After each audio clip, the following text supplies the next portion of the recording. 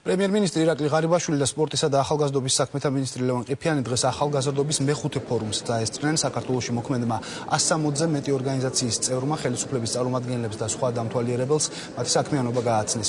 პრემიერმა და სპორტის მინისტრმა ახალგაზრდებს სიტყვით მიმართეს. 2014 წელი საქართველოში ახალგაზრდობის წლად არის გამოცხადებული.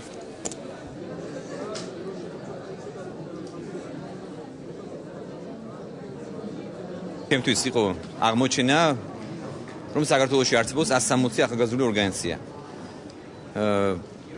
მე ვაცხადებ 2014 წელს ახალგაზრდობის მხარდაჭერის წლად და მიმაჩნია, რომ მთავრობა უნდა იყოს მოწოდებული, უფრო მეტად კონცენტრირებული იმისათვის, რომ ახალგაზრდობა კიდევ უფრო მეტად ჩართული იყოს ყოველდღიურ ცხოვრებაში, იქნება ეს პოლიტიკური თუ სხვა საქმიანობა. ჩვენ პირველ რიგში გვინდა ის, რომ გავაერთიანოთ ახალგაზრდები, დავსახოთ სწორი გეგმები მომავალში, რათა მათი ჩართულობა იყოს მაქსიმალურად.